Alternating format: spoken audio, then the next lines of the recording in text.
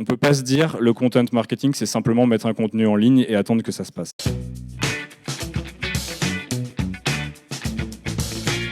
Content is king, le contenu est roi. C'est toujours valable aujourd'hui et c'est vrai que pour les marketeurs que nous sommes, ça a une importance assez capitale. On est vraiment sur une thématique liée au digital, plus spécifiquement aujourd'hui sur le content marketing et l'automatisation de contenu. On a avec nous un partenaire qui est Scoopit, qui est à la base en fait une plateforme de curation et qui a un nouvel outil qui s'appelle Scoopit Content Director. Et c'est Benoît Lamy, donc, qui est Head of and Project sur Scoopit France, qui va nous en parler. On a commencé la société avec une plateforme de curation de contenu. Une plateforme de curation de contenu, c'est un endroit où on peut se créer un compte, créer une page que nous on appelle un topic, une page d'intérêt, ce qui peut être sur le journalisme, la photo, le big data, ce que vous voulez, les objets connectés, et qui vous permet de stocker des liens, des articles, des médias que vous glanez sur le web et que vous voulez partager, commenter, enrichir. Donc ça, c'était l'idée de base, permettre aux individus, aux internautes de se créer des pages sur lesquelles ils pouvaient organiser leur découverte web et le partager avec leur communauté. C'est une plateforme qui existe encore. Aujourd'hui, pour vous donner quelques statistiques, on a environ 3 millions de personnes sur cette plateforme. On a 300 millions de visiteurs qui ne viennent pas voir Scoopit, mais qui viennent voir les découvertes de ces 3 millions de personnes. Et donc environ 150 millions de contenus stockés, partagés. C'est toujours en accès libre. Si vous voulez vous créer un compte, redécouvrir ou découvrir Scoopit, allez-y. Scoop.it. L'idée et la proposition de valeur, c'est découvrir le web, que ce soit par nos moteurs de suggestion, par vos navigations, capter des contenus, des liens, des citations, des articles, des infographies, les stocker sur des pages Scoopit, qu'on appelle un topic, et pouvoir le partager avec vos communautés. Et ça, c'est le détail d'une page. Donc c'est toujours avec un petit logo Scoopit, des personnes qui peuvent se présenter ici, qui donnent un nom à leur page. Là, a priori, on est plutôt sur une personne qui doit être soit en freelance, soit avoir un business sur le big data, qui veut donner un peu de visibilité à son action et faire un peu de personal branding, donc se mettre en avant. Donc ça, c'est historiquement ce qu'on sait faire. On l'a décliné aussi pour les entreprises, donc en version privée, fermée, pour les gens qui voulaient utiliser Scoopit dans leur société. Et on s'est intéressé aux problématiques de contenu dans l'entreprise, parce que forcément, depuis 2011, il y a des gens qui utilisent Scoopit. Ces gens-là, ils travaillent. Et ceux qui ont bien adopté Scoopit sont venus nous voir en nous disant voilà, j'aime bien la plateforme, comment je pourrais utiliser Scoopit pour ma marque, pour utiliser les contenus que je sélectionne, que j'enrichis, pour donner de la visibilité à mon action. Donc on s'est posé quelques questions sur la valeur du contenu pour les entreprises. Et on a développé un outil qui s'appelle Scoopit Content Director, qui est un outil vraiment dédié au content marketing, donc qui va aller adresser des problématiques de SEO, de génération de leads en ligne, de visibilité, de ce qu'on appelle aussi des fois de thought leadership, de leadership d'opinion. Là-dessus, on est plutôt donc orienté entreprise. On a une solution que je vais vous présenter un peu aujourd'hui. On va de l'accompagnement stratégique pour aider les sociétés à définir leur stratégie de content marketing, parce qu'on en parle beaucoup, mais c'est vrai que les sociétés qui ont des vraies stratégies de content marketing, il n'y en a pas tant que ça. C'est donc des clients entreprises, et l'idée c'est d'avoir une solution qui va être très intégrée sur toute la gestion du contenu, donc qui ne va pas simplement faire de la curation. On va voir ça ensemble. Est-ce que le content marketing, ça marche ?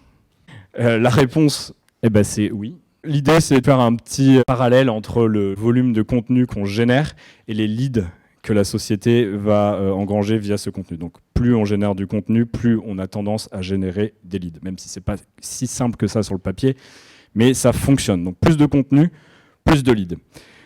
Problème du contenu par rapport à des stratégies marketing un peu plus classiques. Quand je dis un peu plus classique, ça peut être la publicité en ligne. C'est que le contenu est beaucoup plus dur à scaler, comme on dit, à faire travailler sur le volume que de la publicité. Si une publicité marche, on peut rajouter du budget. Si du contenu marche, est-ce qu'en rajoutant du budget contenu, on va forcément augmenter les leads dans la même proportion ? Difficile à dire. Donc il y a quand même des choses qui sont à mesurer derrière tout ça. Ce qui est quand même intéressant avec le contenu, c'est qu'un lead qui vient via du contenu, par opposition à un lead qui vient par de la publicité, a 758 fois, c'est précis, plus de chances d'être transformé en client qu'une personne qui va venir via de la pub. Pourquoi ? Parce qu'a priori, c'est qu'elle a consommé un contenu qui met en avant une expertise, qui va mettre en avant une opinion de la marque. Donc elle va sentir peut-être une certaine empathie par rapport à ce que vous avez dit, ou elle va comprendre quelque chose, un message fort que vous voulez lui faire passer sur ce que vous savez faire ou vos produits, versus quelque chose de plus agressif, où vous lui dites « venez chez moi, venez acheter, venez consommer ». Donc forcément, c'est plus engageant, mais il y a quand même cette problématique d'essayer de scaler tout ça. Autre problématique liée au contenu, c'est que ça, c'est une source qui est du Content Marketing Institute aux États-Unis. Ça explique aussi notre présence aux États-Unis, c'est on souhaite être en veille sur toutes les problématiques marketing. Donc on cite souvent des organismes américains qui font pas mal de recherches sur ces thèmes. Aujourd'hui, en termes de marketing B2B, on a 70% environ des marketeurs qui sont pas très clairs sur le ROI de leur stratégie de content marketing. Ce qui peut faire un petit peu peur quand on met en place un outil de content marketing automation. Donc l'idée, c'est aussi de pouvoir aider les marketeurs à le mesurer. C'est peut-être aussi quelque chose qui pourrait être intéressant à leur proposer. Ce qui ne veut pas dire que ça ne marche pas, mais ça veut dire qu'il y a des gens qui ne savent pas si ça marche ou pas. Donc oui, ça génère des leads, mais je ne sais pas trop pourquoi ni combien. Ou non, ça ne marche pas, mais je ne sais pas trop pourquoi. Donc il y a une vraie question derrière tout ça. Et on va regarder ensemble déjà de façon un petit peu au niveau ce que nous on a souhaité proposer. L'idée, c'est d'aider les sociétés à gérer, centraliser tout leur contenu. Leur contenu, ça peut être du contenu qu'elles produisent, ça peut être du contenu qu'elles ont déjà produit, donc les récupérer. Pouvoir automatiser la distribution de ces contenus, que ce soit sur des blogs, des sites. Bon là j'ai mis des CMS que peut-être que vous connaissez, WordPress, Drupal, etc. Sur les réseaux sociaux, très important. Facebook, LinkedIn et tous les grands réseaux sociaux. Et aussi distribuer le contenu par email à des prospects, à des clients existants pour aller les nourrir régulièrement avec vos nouveaux contenus, et également peut-être sur des activités qui sont plus liées à du support, à de l'après-vente, parce que tout ce contenu-là, c'est un investissement, il doit permettre de faire fonctionner l'entreprise en termes de marketing et en diffusion de l'expertise. Donc l'idée, c'est d'avoir une solution intégrée qui va regrouper votre contenu, qui va vous aider à automatiser un certain nombre de tâches et surtout à l'analyser, donc comprendre la valeur de ce contenu en termes de retour sur investissement. On va regarder ça dans le détail. Donc, premier enjeu du contenu, quand on se lance dans une stratégie de content marketing, c'est que c'est un peu la bataille sans fin. On ne peut pas dire bon bah voilà, c'est bon, j'ai produit suffisamment de contenu, je vais m'arrêter maintenant. J'ai mes 500 contenus, c'est bon. Je suis premier dans Google, j'ai plus rien à faire. Donc non, il faut publier constamment et du contenu frais et intéressant. Donc c'est facile à dire, très dur à faire. Généralement, on a des budgets qui sont limités et des équipes qui ne sont pas non plus illimitées. Donc il faut trouver des solutions, il faut être malin. Mais le premier prérequis quand on se lance dans du content marketing, c'est savoir qu'on va partir sur du volume et de la récurrence. Donc il va falloir avoir une stratégie. Donc c'est ce qu'on a souhaité inclure dans notre outil pour pouvoir catégoriser les différentes cibles à qui on va s'adresser avec son contenu. Donc est-ce que je m'adresse à un directeur marketing, un directeur digital, un directeur financier. Essayer de décliner les types de contenus que cette personne va attendre. Et quand je dis type de contenu, c'est pas forcément juste lister mes produits, hein, c'est qu'est-ce qu'ils attendent de moi. S'ils cherchent ma marque, ils vont la taper dans Google, ils vont me trouver. C'est pas ça le problème. Ce que je veux essayer de capter, c'est les gens qui se posent les questions qui sont liées à mon domaine d'expertise pour qu'ils me trouvent. Donc quelles sont les questions qui vont se poser ? Et est-ce que les gens se posent tous les mêmes questions selon leur stade de maturité ? On va revenir là-dessus. Mais l'idée, c'est déjà de pouvoir cette stratégie la décliner. Parce qu'on a tous à peu près une idée de à qui on s'adresse et ce que les gens veulent. Mais c'est autre chose que de le marquer, noir sur blanc. Et là, l'idée, c'est de pouvoir le noter, le catégoriser et de le suivre. Est-ce qu'il est produit ? Est-ce qu'il est à produire ? Est-ce qu'il a été planifié ? Qui doit le produire ? Etc. Donc sans rentrer dans le détail, déjà, on a un module qui permet de faire ça. Et c'est pas rien parce que toutes les sociétés font pas ça. Donc, à minima, si vous n'utilisez pas Scoopit, c'est pas très grave, mais ce qu'il faut retenir, c'est peut-être au moins avoir un Excel où on fait ça. C'est important. L'idée, c'est aussi de pouvoir l'automatiser. Automatiser quand on a des contenus, pouvoir automatiser la distribution des contenus sur les blogs, sur les réseaux sociaux, pour pouvoir le cadencer. Quand vous avez des petites équipes marketing, quand vous êtes tout seul ou toute seule, ou vous travaillez à 2, 3, l'idée, c'est de ne pas passer son temps à aller se connecter sur du Twitter, de LinkedIn, du WordPress, etc. et de pouvoir centraliser tout ça. Donc, encore une fois, le volume, il faut pouvoir le produire. se focaliser là-dessus, savoir où on va et avoir des outils qui vous permettent d'aller plus vite. Donc là, je vous ai mis une petite capture d'écran de l'outil de Cadence. Donc voilà, sur mon blog, je vais mettre 2-3 contenus par semaine. Là, c'est une capture d'écran de notre propre espace Scoop It Content Director. On utilise quand même notre solution, c'est la moindre des choses. C'est même la pierre angulaire de notre stratégie d'acquisition. On fait 2 contenus par semaine. On est une toute petite équipe pour la France. Et on arrive à tenir ces cadences. Je vous expliquerai aussi un petit peu comment, parce qu'on a repris la curation dans notre logique de création de contenu. Donc 2 contenus sur le blog par semaine, puis après on fait 2-3 tweets sur nos différents comptes sociaux par jour, des posts toutes les semaines sur nos différents LinkedIn, Facebook, etc., qui sont cadencés via Scoop It Content Director. Il y a une autre problématique, c'est essayer de comprendre son contenu. C'est essayer de savoir ce qu'on a déjà en stock dans son inventaire de contenu, et ce qui reste à produire. On a aujourd'hui des gens qui ont des problèmes de riches, entre guillemets, sur le contenu, c'est-à-dire qu'ils ont beaucoup de contenu. Moi, ça m'arrive de parler avec des marques très régulièrement qui disent « nous, on n'a pas assez de contenu », ça c'est vraiment souvent le message, mais aussi d'autres qui disent bah, « moi, j'ai plein de contenu, mais je ne sais pas, ce qui marche, de quoi ça parle, j'en ai 12 000 des contenus, et je sais plus ce que j'ai produit ou ce que j'ai fait ». Scoop It Content Director permet de centraliser, de récupérer les contenus, de le centraliser, de le thématiser, de l'identifier, avec des métadonnées qui vont être liées au nombre de vues, à l'auteur, à la date de publication, à la thématique, et puis se créer des filtres d'affichage pour pouvoir ensuite les exporter, essayer de comprendre ce qu'on a déjà produit et la performance de ces différents contenus. Ça, c'est pour moi une sorte de, pour ceux qui aiment bien Excel, tableau croisé dynamique du contenu où on va se faire ces filtres, avec plein de données qui vont vous aider à essayer d'identifier ce que vous avez déjà fait, ce que vous pourriez faire sur certaines thématiques. Alors, il y a quelque chose qui est quand même super important, quand on rentre dans une logique de content marketing, et c'est un peu lié aux prérequis que je vous disais tout à l'heure, c'est essayer de comprendre son audience. Souvent on dit, pour faire du content marketing, c'est pas très compliqué, il faut simplement amener une réponse aux questions que se posent nos clients. Ce qui est vrai, mais c'est un petit peu plus compliqué que ça, parce que généralement on n'a pas qu'un profil de client. Alors peut-être, et tant mieux, ça sera plus simple. Et c'est surtout se dire que ces gens-là, il faut accepter le fait qu'ils n'aient pas tous la même maturité, et que non seulement ils n'ont pas tous la même maturité, mais les points de contact en termes de consommation de contenu par rapport à votre marque, à vos produits, à votre société, ils vont être multiples avant qu'ils viennent vous contacter, que vous puissiez rentrer en contact avec eux. C'est-à-dire qu'ils vont devoir consommer des contenus.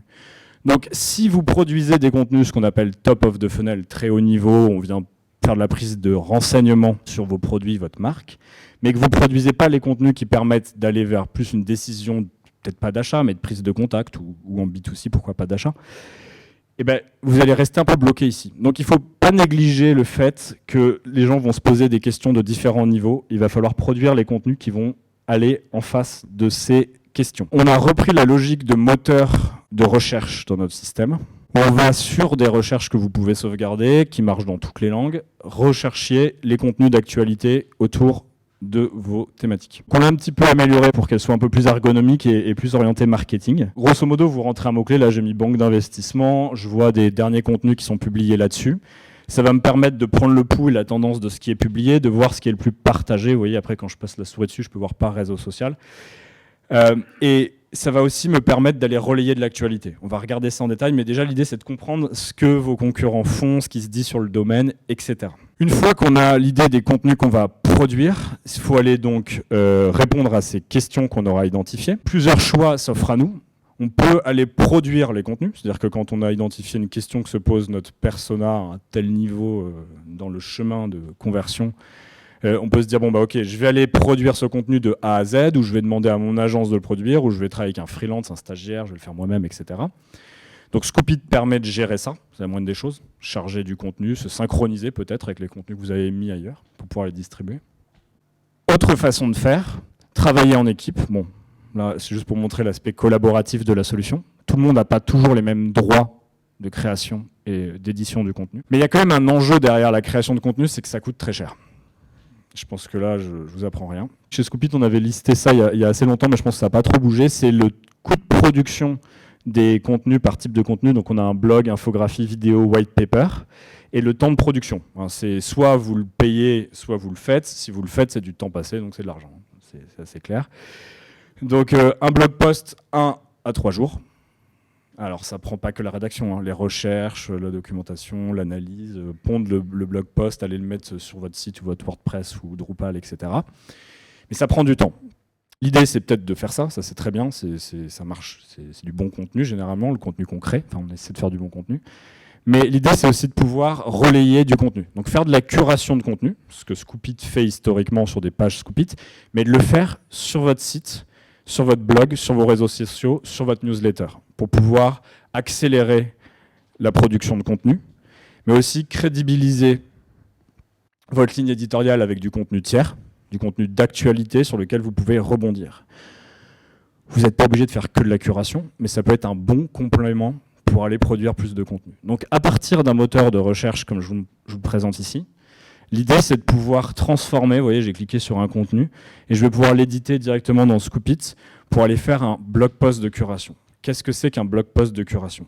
L'idée c'est pas de copier-coller un article sur votre blog, mais plutôt d'aller rebondir sur un contenu d'actualité sur lequel vous allez rajouter ce qu'on appelle un insight, mais en fait c'est votre opinion sur ce contenu, qui va aller amener de l'engagement auprès de votre audience. Donc qu'est-ce que vous avez à dire là-dessus? 2, du référencement dans les moteurs de recherche, parce que vous allez rajouter un commentaire original sur ce contenu, et qui va vous permettre aussi de parler peut-être d'autre chose que de votre marque, ou d'amener autre chose que votre opinion personnelle, parce que là, je suis en train de récupérer un contenu des Échos. Donc je peux peut-être étayer mon argumentation sur une source externe. Donc c'est crédibilisant aussi. Là, c'est par exemple une curation sur les réseaux sociaux, donc un tweet qui a été publié sur un contenu des Échos et qui pointe vers un blog post, qui reprend un article des Échos sur lequel on va rebondir et qui a été publié sur mon blog JD Corp. Donc ça, c'est une façon d'accélérer la production de contenu et de démultiplier les contenus. Là, je vous ai mis 2 exemples. Là, c'est notre client qui s'appelle The Photo Academy. Et ça, c'est sur le blog Scoopit. Encore une fois, c'était quand même pour vous prouver qu'on met en pratique ce qu'on prêche. Un article de curation sur lequel on a changé l'image, mais que j'ai quand même commenté en dessous, avec une petite citation. Donc c'est la partie bleue qui est là. Un lien. Et puis j'ai changé le titre parce que j'avais un message à faire passer sur un point spécifique. Voilà, ça c'est des articles de blog de curation. Pour la petite histoire, moi ça m'a pris, je pense, 45 minutes à rédiger ça. Découverte et rédaction inclus. Donc c'est quand même plus rapide que de la création, ce qui ne nous empêche pas de faire de la création quand même. L'idée c'est de l'automatiser sur les réseaux sociaux. Quand un article vous plaît, quand vous avez envie de le relayer, pouvoir cliquer dessus et mettre des messages personnalisés et le distribuer automatiquement sur tous les réseaux sociaux. On va arriver à un point qui vous intéresse sans doute pas mal, c'est la conversion. Donc la conversion, on a un peu tendance à l'oublier. Je pense que toutes les marques et les sociétés s'intéressent à la conversion, mais aujourd'hui on voit encore beaucoup de contenus qui ne sont pas faits pour convertir. C'est-à-dire qu'on va sur des blogs ou des sites et on arrive, on voit des super contenus des fois et il n'y a rien qui est fait pour engager les gens. Donc on est sur une page et puis on lit le contenu puis on part. Tant mieux, on a trouvé la réponse à notre question. Donc, sauf si je suis très motivé pour chercher le bouton contact, je vais sortir. Donc déjà, on a une question qui est récurrente, c'est est-ce que tous les contenus peuvent convertir? Et on aurait tendance à dire, et ça c'est un message que j'entends souvent de nos clients ou des gens avec qui je parle, c'est ah non, ça c'est un contenu, c'est pas fait pour faire de la conversion. C'est là où nous on est moyen d'accord, c'est que je pense que chaque contenu peut convertir du moment qu'il est aligné avec un objectif de conversion. Rappelez-vous, on a un funnel de conversion avec des choses qui sont très haut niveau, des choses qui sont un peu en mode maturation, je prends plus de renseignements, puis des choses, je suis plus dans la décision. Donc en fait, l'idée, c'est d'aligner ces boutons d'action, ces conversions, avec le type de contenu. Donc si vous proposez un contenu éducatif pour aller renseigner les gens sur votre domaine d'expertise, vous pouvez peut-être leur proposer de s'inscrire à une newsletter ou de télécharger un white paper ou un e-book sur cette thématique. Vous proposez un contenu peut-être un peu plus exhaustif, mais pour l'avoir, il faut laisser ses coordonnées, par exemple. C'est un exemple. Donc ça, peut-être que oui. Donc il faut essayer d'avoir des objectifs de conversion, des systèmes de conversion qui vont correspondre à chacun des niveaux, voilà, pour aussi que les gens s'y retrouvent et aient envie d'aller à votre rencontre. Donc dans Scoopit, l'idée c'est de pouvoir charger ce qu'on appelle des call to action, des boutons, des formulaires qui vont permettre à ces visiteurs, ces internautes d'aller renseigner des formulaires divers et variés ou même acheter directement sur votre site et de pouvoir les mettre dans vos contenus qui sont publiés via Scoopit. Dernière chose, avant de passer sur la partie analyse, la distribution du contenu, elle est souvent oubliée. Donc il y a des sociétés qui font très bien la création, qui ont des stratégies assez poussées, qui n'oublient pas de mettre les boutons d'action, qui ont une bonne logique par rapport à tout ça, mais qui oublient une marche importante, c'est la distribution du contenu. Si on a un super produit mais qu'on oublie de le mettre dans les rayons, il y a peu de chances qu'il soit acheté. Donc la distribution du contenu, elle est bien importante, mais elle est très complexe. Il y a les réseaux sociaux, il y a les newsletters, il y a plein de choses, mais l'idée c'est de proposer le bon contenu au bon moment à la bonne personne. Donc c'est pas une mince affaire. Aujourd'hui sur le web, 50% des articles sont partagés moins de 8 fois, ce qui veut dire ils sont presque finalement très peu lus ou invisibles, quoi. Donc l'idée c'est de faire en sorte que ces contenus soient suffisamment amplifiés aux bonnes audiences pour qu'ils soient vus. Scoop It Content Director, l'idée c'est de vous défricher un peu le terrain en vous proposant les contenus que vous n'avez pas suffisamment partagés, ceux qui sont les plus populaires que vous pourriez repartager de temps en temps, faire en sorte qu'il n'y ait pas de contenu qui soit laissé derrière. Et un contenu, vous pouvez le partager peut-être plusieurs fois, s'il est intéressant. L'idée, c'est pas non plus de spammer, donc trouver des contenus qui sont pertinents, pouvoir repartager les contenus de temps en temps, au bon moment, aux bonnes audiences, le faire intelligemment. Donc de le cadencer, détecter les contenus pertinents. Donc je parle de réseaux sociaux, mais ça peut être des newsletters. Quand on distribue bien son contenu, quand on le fait de façon récurrente, là je prends un contenu, vous voyez, l'échelle elle est assez longue, c'est de décembre à février, donc c'est presque une année. J'ai un pic de vues et de leads qui peut continuer à augmenter au lieu de stagner. Donc remettre à jour des contenus, les repousser, ça permet de faire vivre son investissement en contenu. Et ça c'est un message que je voulais vous passer, c'est qu'au final, vous mettez du temps et de l'argent dans du contenu.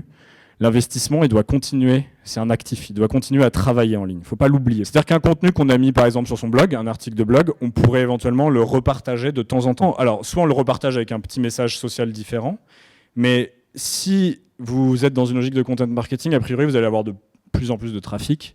Donc il y a des gens qui vous like, qui vous suivent, qui n'ont peut-être pas vu les contenus que vous avez publiés l'année dernière.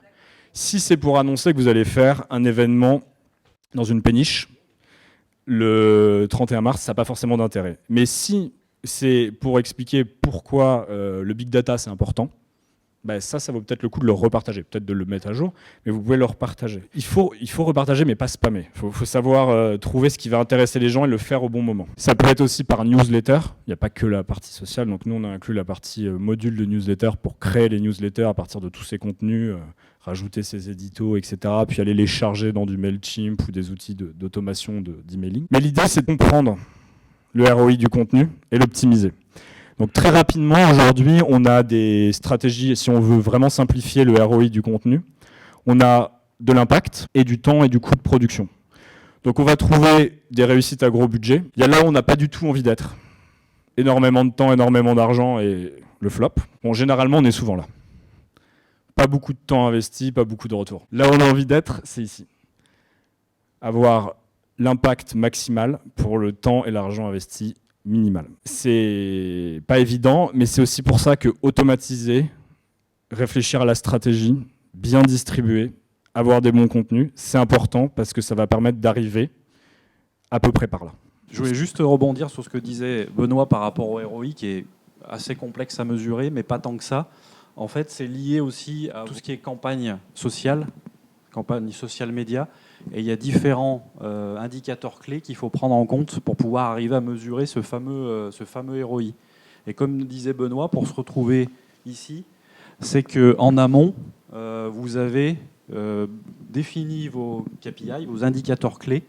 Alors ça peut être des likes, ça peut être du volume de publication, qui sera finalement lié à votre content marketing. Si vous n'avez pas d'unité de mesure, vous n'arriverez pas à affiner justement votre stratégie et vous ne pourrez pas savoir quel contenu va en phase justement avec votre audience. Comment on arrive à avoir un ROI le plus important possible? L'investissement, il est facile à quantifier, le coût de production, les systèmes qu'on utilise, les freelances, le temps qu'on passe. Par contre, il faut pouvoir mesurer le retour. C'est ça qui est plus compliqué. Les likes, le référencement, les leads qu'on génère, etc., c'est plus dur à quantifier. Donc, l'idée, c'est d'essayer d'apporter de l'intelligence là-dessus et de l'analyse. Donc, on va voir les vues, les visites qu'on génère par rapport au volume de contenu qu'on produit. Ça, c'est la moindre des choses. Les leads qui vont être générés par rapport à vos objectifs de conversion. Ça peut être des trackers qu'on va mettre derrière des formulaires de conversion pour voir combien on génère de contacts et de le voir pour que ça soit interprétable entre guillemets par des gens qui font du marketing, de le voir par contenu. Parce que si vous dites avec notre blog on a fait plus 120% de leads, ça va être intéressant niveau très haut dans la stratégie, mais ça va pas vous aider à affiner. Donc l'idée, c'est de pouvoir attribuer à chaque contenu le nombre de vues, le nombre de partages, pour revenir au KPI, le nombre de leads que chaque contenu génère, et de pouvoir attribuer un taux de conversion et un taux de succès à chaque contenu. Ça, c'est important, et peu de gens vont jusque-là. Mais c'est vraiment en fait le b.a.-ba. Là, je vous ai montré plein de choses, plein de bonnes pratiques, on a balayé pas mal de sujets. Je pense que tout le monde est d'accord pour dire que il faut faire des newsletters, je sais pas, 1 fois par semaine ou 2 fois par mois, qu'il faut bien partager son contenu sur les réseaux sociaux, qu'il faut faire du blogging souvent, etc. Mais on a tendance à oublier de le faire, c'est humain. Même si on sait que c'est important, le contenu, c'est quand même quelque chose qui est un peu plus moyen, long-termiste. C'est une tâche de fond, c'est un combat qui paye, mais il faut l'enclencher. Donc on a des fois tendance à le mettre de côté. Donc notre idée, c'est aussi d'amener des pense-bêtes intelligents et un peu d'intelligence sur qu'est-ce que j'aurais oublié de faire avec mon contenu. Et l'idée, c'est d'avoir une sorte de tableau de bord, un peu comme le pilote automatique, sur les axes publication, trafic et lead. Les contenus que je pourrais repartager, donc que j'ai pas suffisamment partagé, ou que j'ai partagé il y a très longtemps et qui ont un bon ratio de vues par partage. Donc peut-être que ceux-là, pour le coup, ils ont intéressé les gens et pourquoi pas les repartager en cliquant directement sur le bouton partager. Pareil, mes contenus qui ont bien converti et que j'ai pas partagé depuis longtemps, ou mes contenus qui sous-performent, qui font beaucoup de vues mais qui convertissent très peu. Est-ce que j'ai pas de l'amélioration à amener sur le formulaire d'engagement pour essayer d'optimiser mon investissement contenu sans avoir forcément à tout miser sur la production de contenu. C'est aussi ça. Donc, essayer de détecter les axes d'amélioration. Donc c'est aussi un module qu'on a voulu inclure parce qu'on a tendance à oublier pas mal de choses et c'est humain. Donc voilà, je pense que maintenant ce schéma il vous paraît un peu plus clair sur la partie distribution, automatisation, centralisation, compréhension, suggestion de contenu et détecter des opportunités. Très rapidement, je vais vous présenter ça, c'est une étude de cas qu'on a fait récemment avec une société qui s'appelle The Photo Academy. C'est des cours de photo en ligne. Ils ont des blogs en français, néerlandais, anglais. Ils n'ont pas des équipes illimitées, ça reste une start-up. Leur but, publier du contenu pour vendre des cours de photo en ligne. Avec Scoopit, juste en termes de résultats, plus 60% de contenu produit très rapidement via la curation. 120% de trafic, contenu égale trafic, contenu de qualité égale trafic. Et des sessions et des taux de rebond, des sessions plus longues et des taux de rebond en baisse. Donc on reste quand même, c'est pour vous montrer quand même que le contenu de curation, ça reste, quand on le fait bien, du contenu de qualité. En termes de ROI, eux, ils ont réussi à générer en 3 mois, ils avaient amorti leur contenu. Donc ça allait très vite. Ça, c'est une société qui est plutôt petite, mais avec des problématiques de contenu très importantes. Un deuxième exemple, alors celui-là, j'ai pris un exemple américain, mais c'est parce que je trouve que la thématique est un peu différente. Docker, c'est alors plutôt dans la technologie. Eux, leur but, c'est d'engager leur communauté, ils travaillent avec des développeurs, et de maintenir ce qu'on appelle un thought leadership, donc de se maintenir en leadership d'opinion sur ce qu'ils font. Et ce qu'ils font, en fait, c'est qu'ils font de la curation sur leur blog de contenu de gens qui parlent d'eux, de leur technologie, pour les mettre eux-mêmes en avant via les autres personnes. Donc, crédibiliser leur technologie, action via la curation. Bon, là, c'est assez efficace, 3 fois plus de contenu. Bon, c'est vraiment, avec la curation, ça va très vite, 2 fois plus de trafic. Si vous cherchez des bons conseils, des bonnes pratiques, on a un blog. Il y a des choses qui viennent de tendances américaines, mais il y a quand même beaucoup de choses qui sont liées à notre domaine et à nos échanges avec soit des clients, soit des gens avec qui on parle sur les stratégies de content marketing. Merci beaucoup.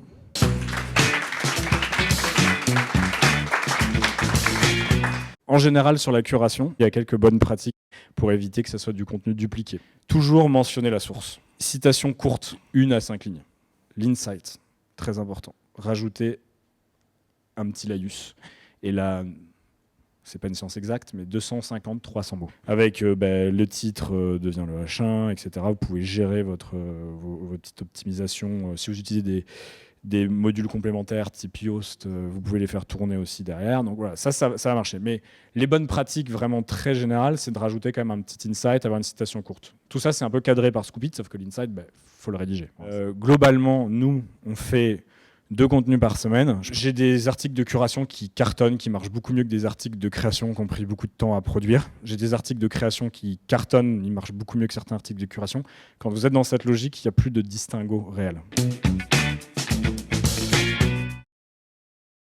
On parle d'outils et de leur bonne utilisation. Un point essentiel en amont de tout ça, mettre des tags de tracking sont des traceurs sur vos sites web ou sur les supports pour lesquels vous voulez également obtenir différentes données à analyser. Mettre un analytics en fait sur votre site pour tout simplement suivre votre trafic, les pages vues, les visites et la qualité de ces choses-là en parallèle justement d'un outil comme celui de Scoopit, va être important pour vous permettre d'avoir tout simplement la bonne compréhension de ce qui se passe sur votre site et du comportement de votre audience. Donc après, tout dépend sur quel support on est. Si c'est une vidéo YouTube, c'est vrai que les stats YouTube nous donneront normalement les informations. Sur l'analytics de Google, on va pouvoir avoir la part, par exemple, que représentent les réseaux sociaux dans le trafic, avec tout ce qui est réseau référent, et voir un petit peu le chemin que ça a pu parcourir.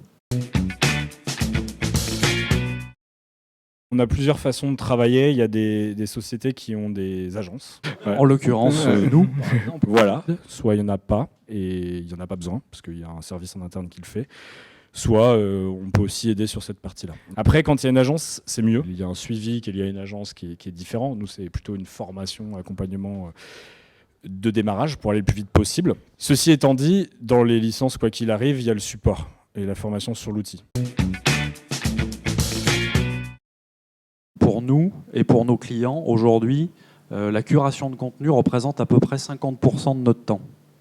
Donc, ce qui est quand même assez considérable pour, je dirais, vraiment alimenter soit en blog post ou soit sur les réseaux sociaux. Et la création de contenu propre nous prend à peu près aussi 50% du temps qui reste. Donc c'est vrai que quand on réfléchit à ça, il y a une partie vraiment automatisation qui est importante parce que on va gagner en productivité, on va gagner du temps. Donc c'est vrai que c'est pas à négliger. Bien sûr en termes de veille aussi, puisque Scoopit Content Director va pouvoir aussi intervenir sur la veille, donc avec une facilité justement à faire de la veille sur des sujets ou des sujets connexes que vous pouvez avoir. Donc c'est vrai que c'est un outil qui peut être vraiment à inclure dans votre stratégie marketing. Il y a toujours l'accès freemium historique, avec des versions payantes entre 15 et 18 $ par mois si on veut avoir plus de pages. Sur cette partie, il n'y a pas de version freemium. C'est des licences, c'est très simple. C'est pas au volume de contenu publié, ni aux recherches, mais plutôt des licences assez classiques qui vont dépendre de la volumétrie d'utilisateurs et de plateformes connectées. On a beaucoup de demandes pour avoir plus de finesse sur l'analyse social media. Donc, qui sont les gens les plus engagés sur les réseaux sociaux, qui nous partagent, suivent le plus, etc. Donc là, c'est vraiment du très court terme. Et deuxième chose, sur l'intelligence artificielle qu'on a commencé à introduire avec les tableaux de bord d'opportunités, essayer d'aller plus loin là-dessus. C'est un cheminement naturel pour nous parce que l'automatisation, aider à produire plus de contenu, bien le distribuer, etc., c'est des problématiques qu'on a bien abordées. Là, l'idée, c'est d'essayer d'amener un peu plus d'intelligence, de vraiment faciliter encore plus la vie des gens en leur disant voilà, les choix qu'on peut faire et comment aborder leur contenu. Donc ça, c'est plus peut-être un peu plus de long terme et pour donner un peu de perspective sur la solution. On a eu la chance là dernièrement d'écrire un article sur le blog Scoopit France. Donc je vous invite à aller voir le blog de Scoopit France. Il est régulièrement alimenté. La très bonne info. Et puis le blog Social Media Optimization, qui est le nôtre, le blog de LEW, où on écrit très régulièrement sur les sujets de l'inbound marketing et du web social. Et si ce n'est pas fait, je vous invite à liker la page fan Les Experts du Web. Merci à tous.